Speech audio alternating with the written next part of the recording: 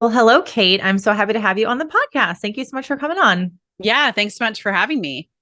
So, before we dive into all things Pinterest, which I'm super excited to talk about, can you just tell everyone listening just a little bit about you and your business and how you help people with Pinterest?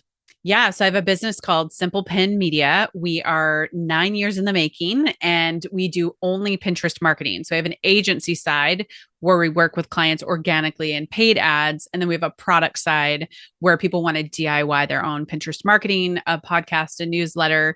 I like to say I'm like the Pinterest historian, coach, educator, guide so that people can really use it in a way that doesn't help them feel overwhelmed. Like we don't want you to feel overwhelmed. We want you to feel strategic with it. And Mhm. so the way that I teach is really just to like, you need these three things and then go and then talk to me in 6 months. So that's what we've been doing for the last 9 years. Wow, that's very impressive. And I know we were chatting before we started recording that you've had your own podcast for 7 years, which is absolutely incredible. So, yeah, I'm excited. I feel like when I first started getting into Pinterest with my current business, I remember coming across your brand. I think you have I came across one of your programs. So this was like 3 years ago, which I think is Mm-hmm. kind of funny. But yeah, I'm excited to be sitting here talking to you now. Yeah, it's great. Let's talk about Pinterest. So I know Yeah. that's obviously what we're going to talk about. I know with my audience and with people in my different programs I have, and I just think Pinterest is so underutilized. It's Mm, misunderstood. It's like the misunderstood stepsister that people don't want to play with, yet like it's so good for your business. So let's just dive into it. Like, yeah. why should people be caring about Pinterest in 2023 and beyond? Like for e-commerce business owners, why should they care? How does it really help them? Yeah. So I like to tell people that Pinterest is definitely your outlier. It is the one that's not in the social media bucket. So we put it next to YouTube and Google. So when we say that right away, it helps you know that people on Pinterest are cold to you. They're not really interested in getting to know you. Whereas on Instagram, TikTok, and Facebook, people are looking to follow you to get to know who you are, what you do, get caught up in your stories, which is why on a platform like Instagram or TikTok, it's hard to move people off or into a buying decision. Whereas on Pinterest, people are ready to make a buying decision in the future. It's not necessarily right away because we call them like the information gatherers. So if they're looking to purchase a new pair of jeans or skincare, they're gathering a bunch of different options, saving it to their boards, and then narrowing down when they're ready to make a decision. So a Mhm. great comparison that I have is like Pinterest is the library, Instagram is a bar. So we have all the activity in Instagram and the connections and the comments. And you might even get to know some of your buyers through DMs or maybe they comment on your posts. But in Pinterest being the library, people go in, they want it quiet. They don't want you to talk to them. It's the introverted place. They're just like, let me find my thing and then I will leave, right? I'm not interested in spending all day here. So when we see that, we say it's not an either or, it's a both and because they're leveraged for very two different reasons. I love that so much. And I also love that you reference it's like the platform for introverts, which I think is good and very important because I know personally, like so many of us are just really burnt out from the social media Mm, ones where we have to show up, we have to post, and we have to show our face. And, for some of us who don't mind being on video, that's fine. But like I know a lot of product brands never had to show their face before. So now having yeah. to show up on Instagram and TikTok, and it's like Instagram wants video now. And if you're not showing your face, it can be kind of challenging. Like, what do I talk about? What content do I create? So I personally also love that Pinterest is not a place and I want to ask you about followers and all that. Cause like from my older understanding of it, like followers maybe don't matter so much, which I think for people is very refreshing. Cause I know people are like, will ask me, "Oh, well, Pinterest, like I only have 10 followers, so it's not really effective." And I'm like, "Well, actually, that's not really how the platform works. Mhm. It connects you to what people are searching for." So, Mhm. yeah, I love that so much. And actually, since I just mentioned that, can you talk about followers? Like, does that matter? Does it like, yeah, talk about Yeah. followers. So it's still the same. Followers don't really matter. We've done a bunch of studies to ask the question, do more followers result in more traffic? And the Mhm. answer is usually no.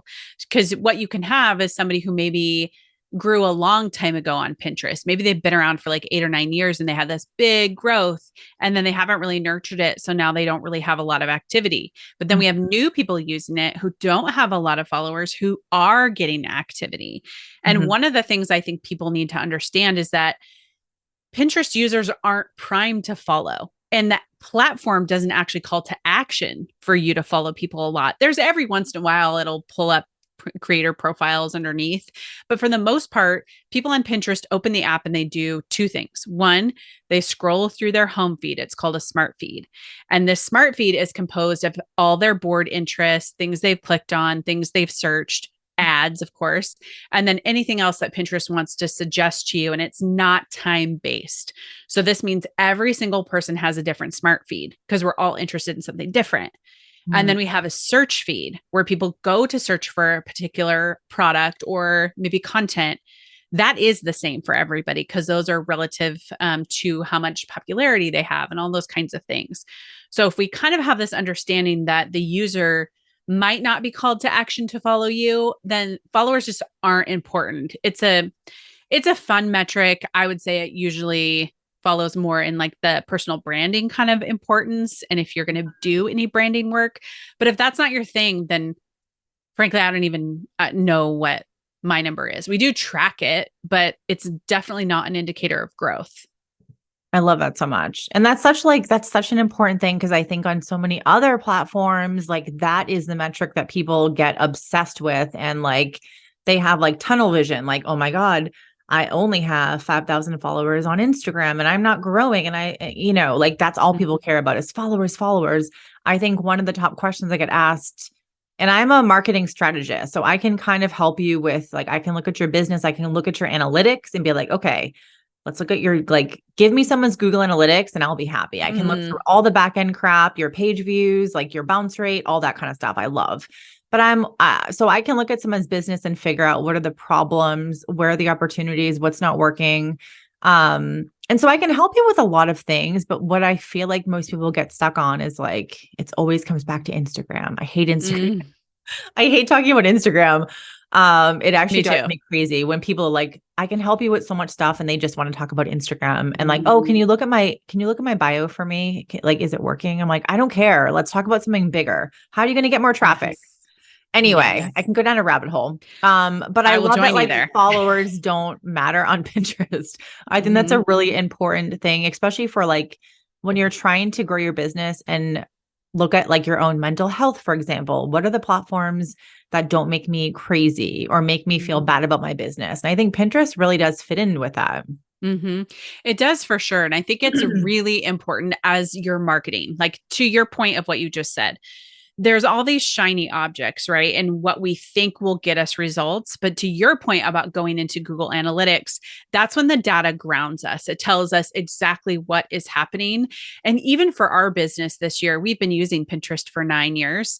And I look at the data and I think of how much time our social media manager is putting into Instagram for the amount of traffic we want. And that's important to us. That's a conversion metric that we care about.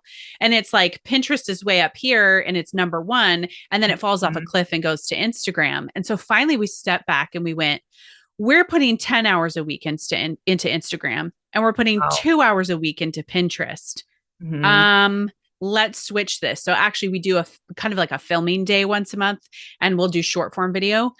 We had this epiphany yesterday where we pulled back and we said, we need to start creating short form video for Pinterest because it is kind of rising, but it's Mhm. educational. It's not about like the dancing or my day or anything like that. I was like, let's stop playing to the platform that really isn't getting us results and play to the platforms that are. And we can repurpose Pinterest stuff on YouTube Shorts. So that's a big advantage for us.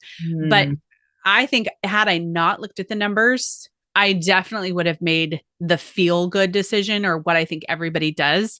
And I'm even my social media manager, when we pulled back on Instagram a couple weeks ago, she was like, I did not realize how burnt out I was. I was exhausted. And now I'm Yeah. having more fun again because I can create different types of things that are more educational.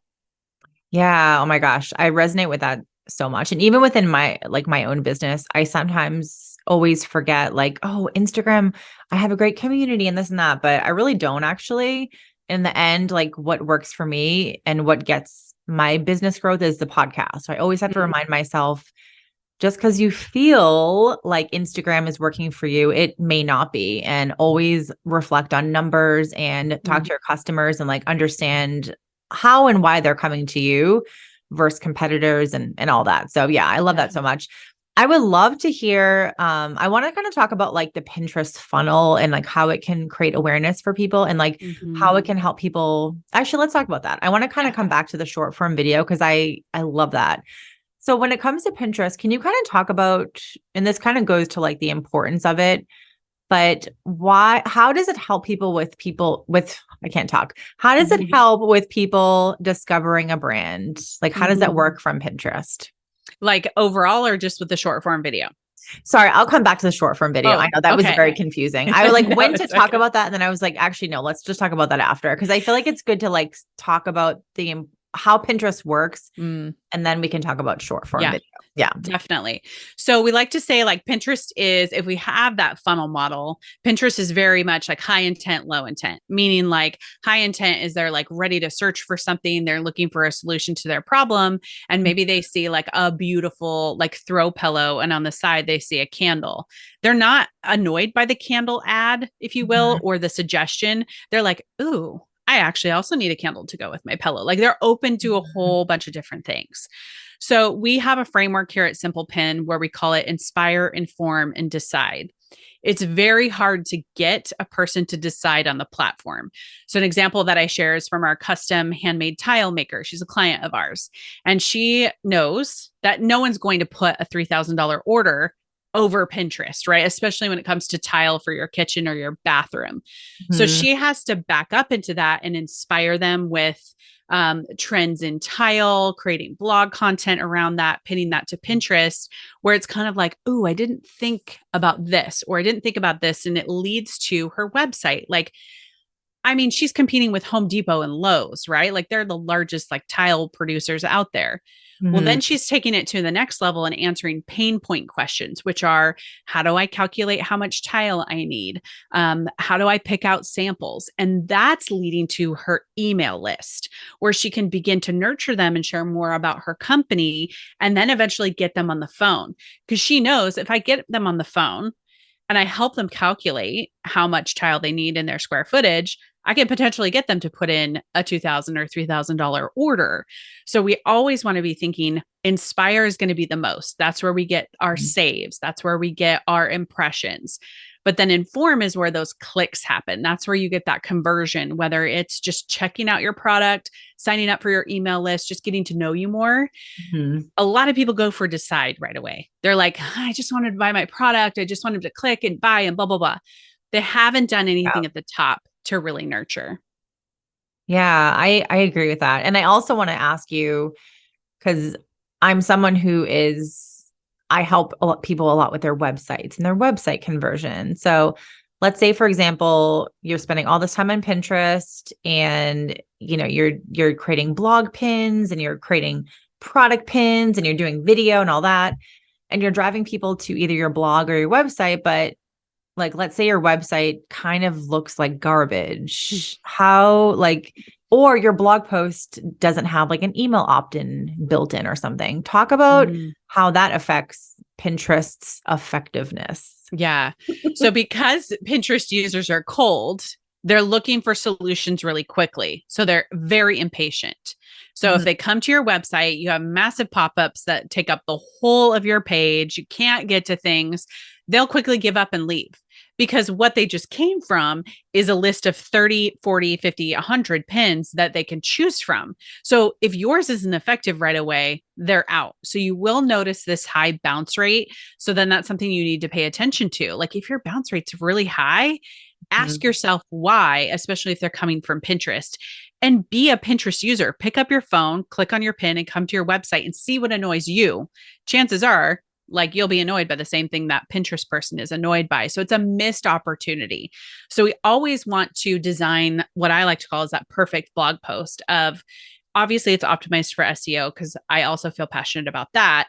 But we have the image and then we have links and then we have calls to action. And one of the things that we do at Simple Pin is you can create what it looks like your own ad. It's like an image that looks like a sign up box or something like that in the middle of your post so that they're reading along. And then it's like, hey, if you want this free guide, like sign up here. You can do that custom yourself, or there are plugins too for certain websites that will auto add it. But we like to take advantage of you got them here. Let's figure out how to convert them.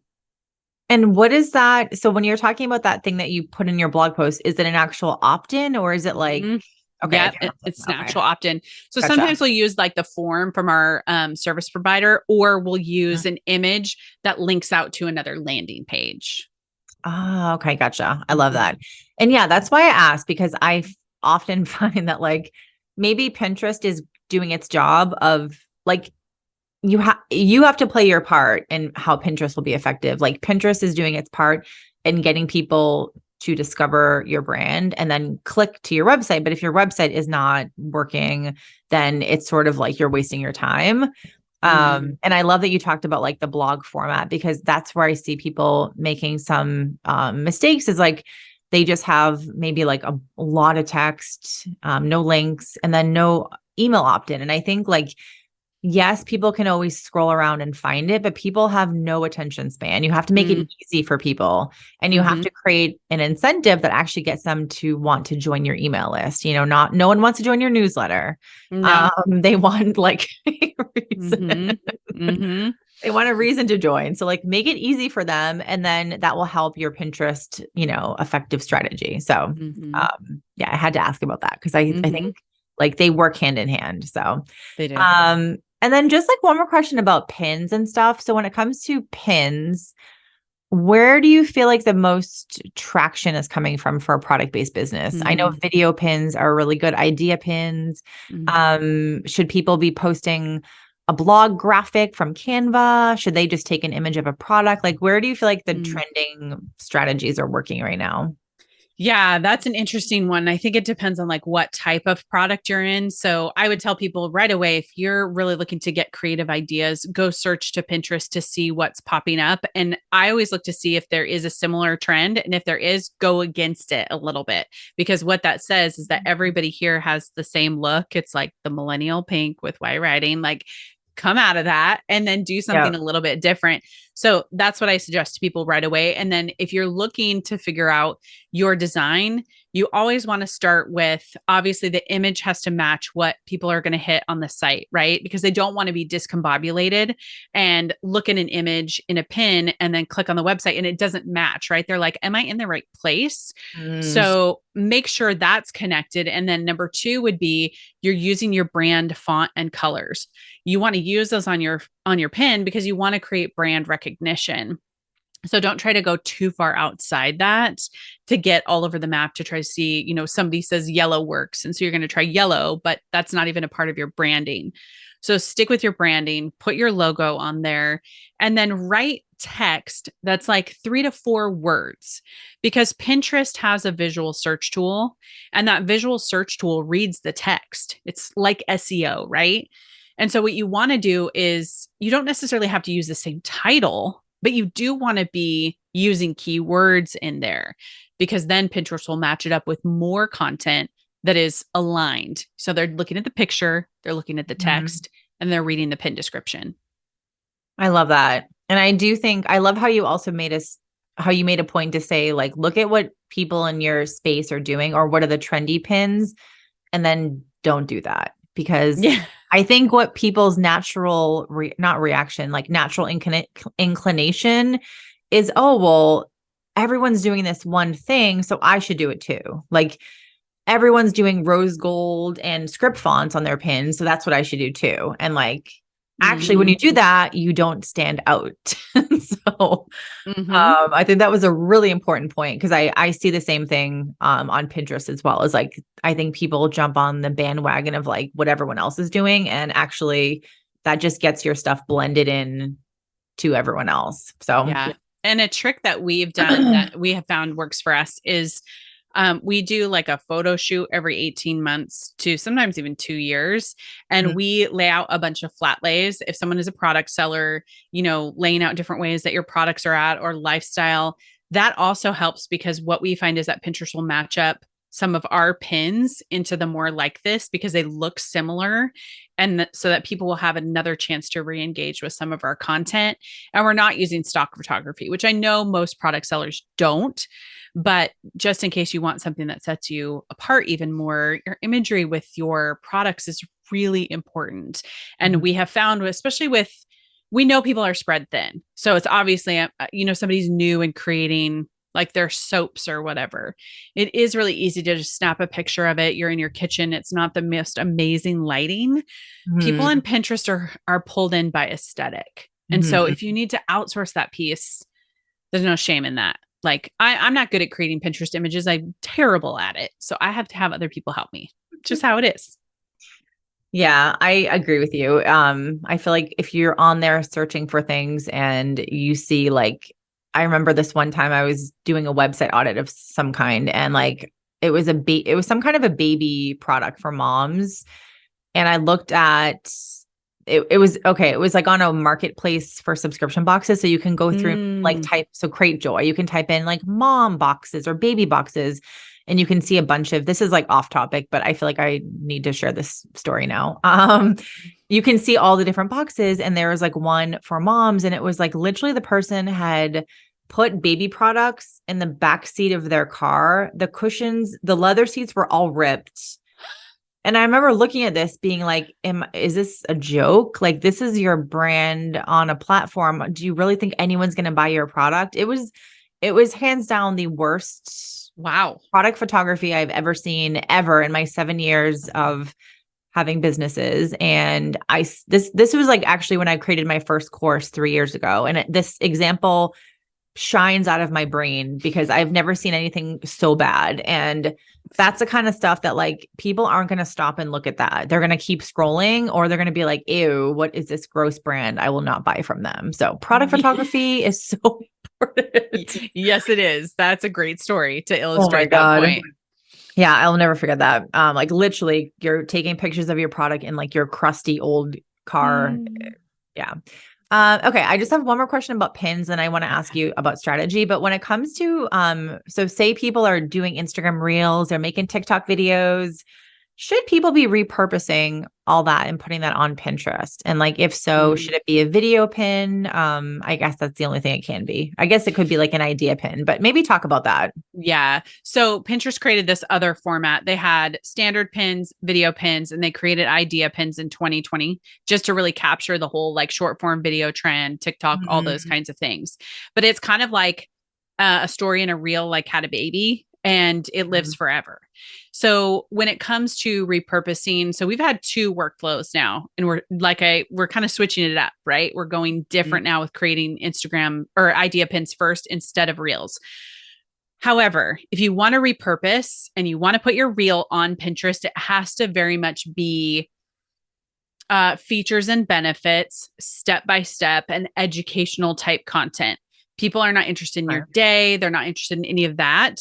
And so now that we've switched for creating for idea pins don't have links yet, but they will within the next 2 months at least. I predict it'll be in like a couple weeks, but Nice. yeah, that'll be great because they didn't have links for a long time, which really frustrated creators and e-commerce sellers. Although e-commerce sellers had the ability to product tag in there, which pseudo created a link out to their shop.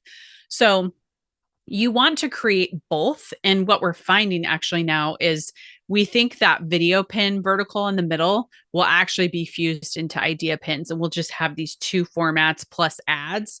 So when it comes to which format you want to use, you can create a blog post.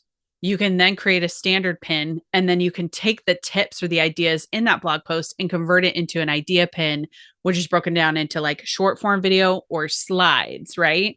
So it kind of gets more of an extension. And here's the trick.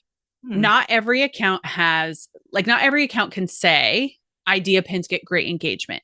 You either have an account that gets really good engagement on them or no engagement at all. So it really comes down to your data and what people like.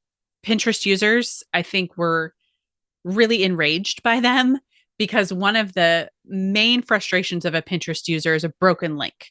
They click on an image and it goes nowhere. They essentially created a pin format that you click on it and it goes nowhere. So I think that's why we've seen this rise of the link now coming. I think Pinterest is now also realizing where it holds its space amongst the platforms and that it has an advantage, right? And they're like, hey, people don't doom scroll on here. People don't get rid of this app with a social media detox. So we want you to come market over here because we're awesome. And I think they just have not really been great at that until now. Yeah.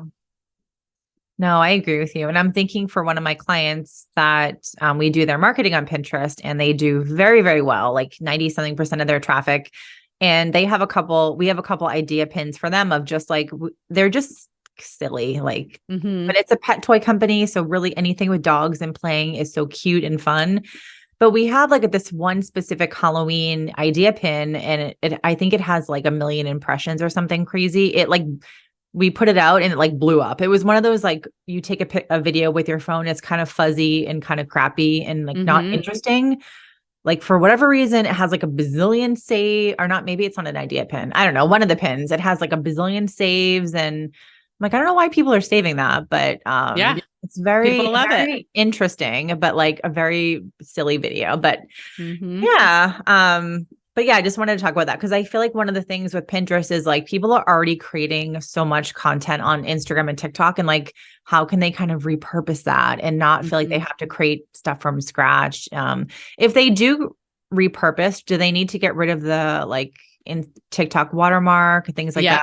100%. One of the best workflows that we do is we record raw video and then we upload and edit in Instagram. Okay. We extract it before we add any text, any images, any audio, any of that. Now what you have is like a raw edited video, if you will. Okay. So now it can be used for TikTok. It can be used for YouTube Shorts and it can be used for idea pins. And you upload natively on all those platforms because that's what the platforms want. They're like, we all want original content. I'm really hopeful they realize they're not getting all original content, but I don't know. So when you upload, then you can add the features like with an idea pin, especially if you're an e-commerce seller, you can add the product tag, you can add their stickers, you can add their elements, their captions or whatever. And that's the best way to do it. So don't do your whole reel video, music, all that, and then download it. That's not going to work. You want to download it raw edited.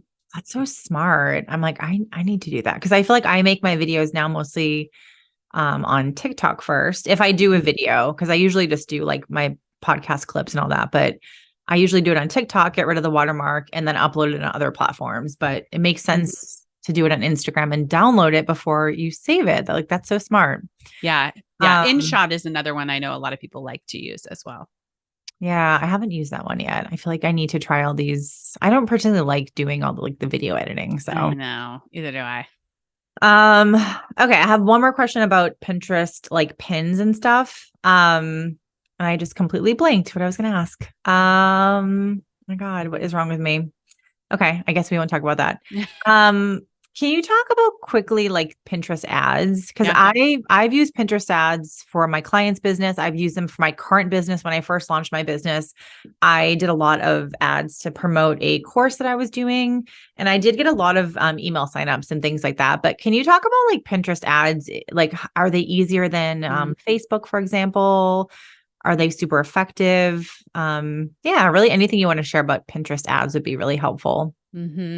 Yeah, absolutely. So I think comparing Facebook ads to Pinterest ads, what we've heard from most people is that the dashboard is way easier, right? There's not a lot of the nitty gritty that you find in Facebook ads or Instagram ads. So in that sense, it's much more straightforward.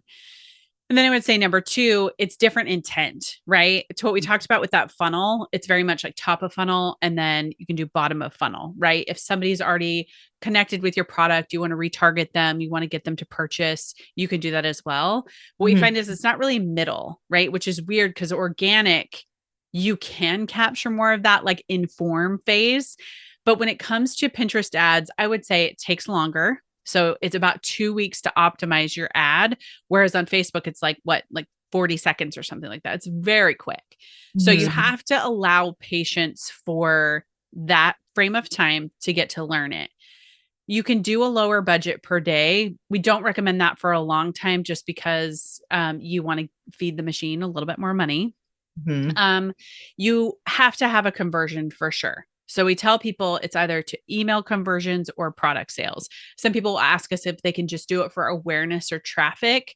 Mhm. You can, but it's kind of a waste for smaller businesses. Like if you were Target and you were like, can I do it for awareness? Well, sure, you have money to burn, right?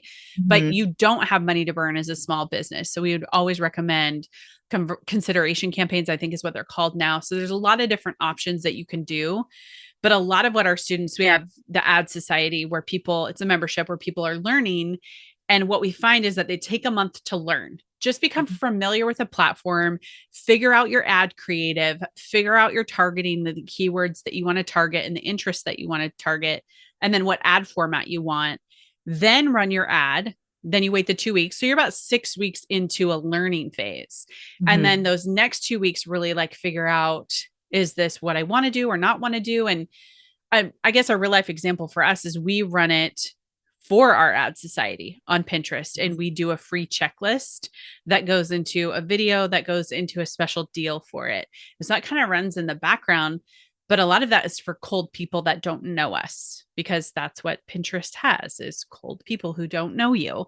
And it's actually been really helpful for us actually, because I mean, I just hate Facebook and Instagram. I mean, I know people love it and they just, the Facebook ads are people's jams, but we have never had really good success with it. So Pinterest ads really are the only platform where we're going to put ad dollars behind. Facebook, I just started learning about Facebook ads this past year because I've basically been like Miss Organic for 7 years. But I'm like, I really want to know how to do ads, like if I want to do Mm-hmm. them. And I have dabbled in Pinterest, and Pinterest ads are, I would say, like super, like not easy, but like the way Much easier. I think Facebook wants to confuse the life out of you, where Pinterest is kind of like, here's a great dashboard. Here's how you can look at everything. Like they do make it way easier. Like Mm-hmm. easier to put in like your audience and like that kind of thing, targeting. But yeah, Facebook is confusing, and I've tried to learn this past year, and it's taken me a lot of effort, a lot of wasted money. Like just Yes. gave Facebook, many thousands, and I'm not very happy about that. No. Yep. With like no convert, like no, and they also make it really hard to track results, especially Mm-hmm. now with all the iOS and privacy changes that have happened. So I'm like, yeah, I don't really know if that did anything for me. So I always, yeah, it's hard. Yeah. Well, to that point, I think Pinterest has always positioned them to be first party data, instead Mhm. of, you got that, like Facebook kind of trained you to get like third party and you could see conversions and there was all these other things. And then iOS came and clamped down. It was Mhm. like, now they have to convert to this first party data. Whereas Pinterest was like, well, yeah, we've always been here kind of thing. And I think that has been a leg up for people, but it has been harder, I will say, for people who've done Facebook ads for so many years to transition to Pinterest ads. Because Mhm. again, a Pinterest ad lives forever. That's another thing to note too, as well, is that if I start a Pinterest ad and I stop putting money behind it, it still Mhm. lives out there on people's boards for them to click on it. I can still get a ton of residual traffic off of an ad. Whereas when I run something on Facebook, I take it up and pull it down. I take it up, pull it down, right? And so Mhm. I think to that long-term marketing and like that snowball effect on Pinterest, I just think ads elevate that in a unique way that you can't get on any other platform. Yeah, I love that too. And I think that's the biggest thing that Pinterest does so well is like what you create today helps you in a few months, 6 months, 1 year, 2 years. Like it lives on, and there's really nothing else out there that does that. Like Mm-hmm. YouTube, of course, YouTube's amazing. Mm-hmm. Um, Yeah, it is. but like if you want to have a business where you're not having to post and spend energy every day on social media, like Pinterest really needs to be part of your marketing platform. And I just have one more question. Could you just quickly talk about how Pinterest is really prioritizing e-commerce and product-based businesses and like wants to promote people's product in like shops and things Mm-hmm. like that? Yeah. So Pinterest hired a new CEO, which they'd had the same one, the founder, for 10 years. They hired the CEO from Google Commerce PayPal and Venmo. He'd been in there for a long time because Pinterest was making these integrations with e-commerce with their verified merchant program, Shop Tab. We because what they realized was that Pinterest is like America's shopping mall. So is this place where you go to discover great ideas and then you leave and you go purchase, right? So Pinterest was like, we're the great informer of all these purchases. Why don't we make it easier for people to buy right away? So now actually they just released ad capabilities where you can run an ad and you can purchase all within Pinterest, which they've tried a couple of times before with their like checkout and it didn't work well. So I don't think they're going to full on the platform checkout integration. I still think they want it off platform. They have a great partnership with Shopify and WooCommerce. But that being said, they are strategically mapping out like their C-suite team is now almost all focused on e-commerce. So it's how do we make sure that if people are interested in this, they have a really quick pathway to buy instead of what they've seen before is like, I discover something 3 months in advance. I get to the project I'm doing 2 weeks before, and then I go to Amazon or Google to purchase. Why don't we have it right there as an actual product pin? Because again, this was a frustration for e-commerce sellers is somebody would pin their pin and then it would be out of stock or the price would change. And they were like, well, how do I update all my pins? And it was like, well, you can't, right? Yeah. Because it's out there forever. Now with the shop integration, all of that updates every 24 hours in real time, which is a great advantage for shop owners because then they get some angry customer either trying to find their product or the cost is different, right? So we have seen them move light years ahead with e-commerce. And we really think 2023 is going to be a lot of innovation, lots of shopping suggestions, and lots of ways they're going to update their mobile app to make it super friendly to get from Pinterest to your website to purchase. That's amazing. I love that so much. And I love that the new CEO it comes from like more of the e-commerce side. And I think that kind of speaks volumes of where the company's direction is. So I love that. Well, this was amazing. I appreciate all of your amazing Pinterest tips. Can you please tell everyone how they can find you, how they can work with you, services, and all that good jazz? Yeah. So since they're listening to a podcast, you can go search Simple Pin Podcast and subscribe. That's a great way to get to know me and get to know how I teach. And then simplepinmedia.com, you can see our services as well as our products, simplepinshop.com. We wanted to dive into the deep end of e-commerce and kind of feel the pain, if you will, of our clients. So we created our own Shopify store with digital products, which Pinterest is the only platform that's friendly to selling digital products on the platform, whereas we couldn't do that with Instagram and Facebook. So we were like, why don't we take advantage and become a verified merchant ourselves so we can see how this is moving? So if people want to DIY, and then we have the Ad Society, which you'll see that too on simplepinmedia.com. Amazing. Well, thank you so much. I appreciate you being on the podcast and sharing so much goodness. And we got to get more people to go on Pinterest. So I think this will help them. This will help convert them. I hope so. Thanks for having me. Thank you.